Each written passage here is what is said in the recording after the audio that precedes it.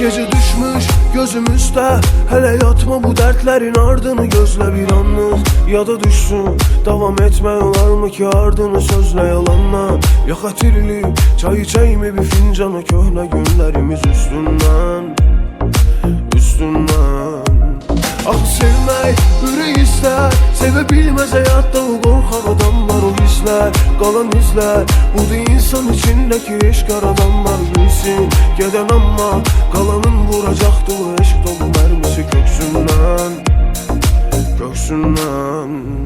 Həyatımı mən unudub ona görə indi, götür evi yox hamısı sənindi. İnsafı yox ki bu eşqin əzəldən, ağrı əzab eynidir bildi. Mən yoxam de yanında kimdi, bunu gözümlə görəndə bildim mən. Elə oradaca dizlərim üstünə düşdüm mən.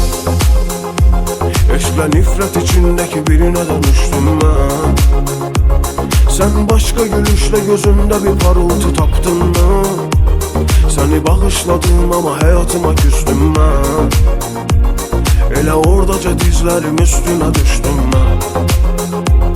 Eşqlə nifrət içindəki birinə dönüşdüm mən. Sən başqa gülüşlə gözündə bir parıltı tapdın mən. Səni bağışladım ama həyatıma küstüm mən. Elə oradaca dizlərim üstünə düşdüm mən.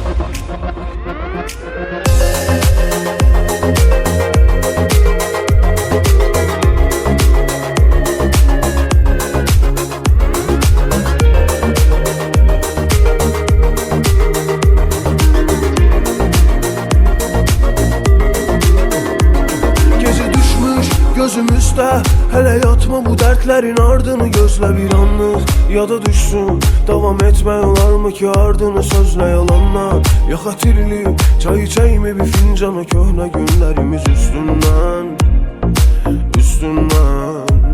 Ah sevmək ürək istər, sevə bilməz həyatda o qorxaq adamlar, o hisslər, qalan izlər.